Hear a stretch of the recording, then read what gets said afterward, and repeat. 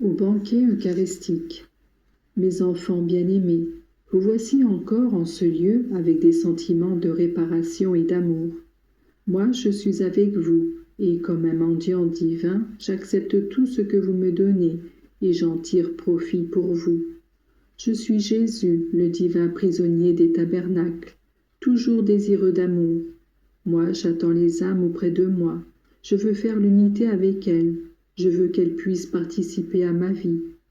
Je m'attarde encore aujourd'hui à vous parler de l'Eucharistie, parce que je désire que votre communion bien préparée marque un tournant dans votre vie spirituelle.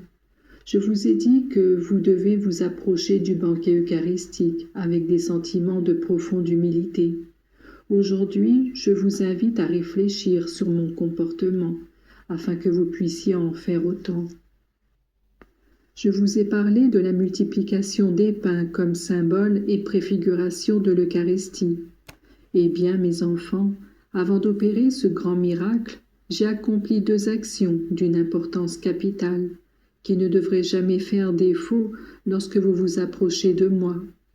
J'avais prié pendant de longues heures dans le silence de la nuit, et descendu de la montagne où se passaient mes rencontres avec le Père, j'avais guéri et soigné de nombreux malades dans leur corps, aveugles, estropiés, boiteux, paralytiques et souffrants de toute catégorie. Voilà ce que je désire de vous. Quand vous me recevez, la communion sacramentelle ne doit pas être un acte quelconque, accompli avec légèreté, mais la prière doit toujours la préparer et la suivre. Où prierez-vous?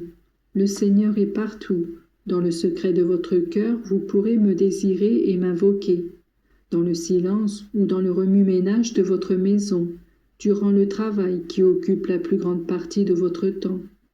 Partout, vous pouvez faire monter votre acte d'amour et l'invitation à venir dans votre cœur, que vous m'adressez peut réaliser une parfaite union. Ce sera la prière spontanée, comme celle du petit enfant qui demande un cadeau à son père, ou la prière recueillie et affligée, comme celle de celui qui s'adresse au médecin pour être guéri de sa maladie. Quelle que soit votre façon de communiquer avec Dieu, votre prière doit jaillir de l'intérieur de vous-même, comme une source d'eau qui désaltère votre Jésus, encore avant de vous désaltérer vous-même. Puis il y a la seconde action, l'action caritative. Je voudrais que vous puissiez venir à la communion les mains pleines de bonnes actions. La charité comprise dans son vrai sens, c'est-à-dire ce don d'amour fait aux frères pour qu'ils puissent en jouir et ressentent moins triste la vie. Cette charité est la meilleure préparation à vos communions. Je n'entends pas faire allusion à un certain sentimentalisme inefficace, et même pas à des aumônes faites plus ou moins de largesse. Au contraire, je désire que vous sachiez vous mettre dans la situation de celui qui souffre, pour comprendre la portée de sa douleur et l'aider par la parole, par l'action et par tous les moyens disponibles. Je voudrais vraiment que mes disciples comprennent que si la prière est indispensable pour approcher les âmes, les intelligences et les cœurs ne se conquièrent qu'à travers cette bonté qui fait comprendre les nécessités des autres, qui sait les faire siennes et pourvoir. Mes enfants bien-aimés, je vous en prie, sachez en tout événement joyeux ou triste, regardez en haut et invoquez par la prière la providence du Père. Mais allez au-devant des indigents, le cœur et les mains ouvertes, parce que vous êtes tous les enfants d'un même Père.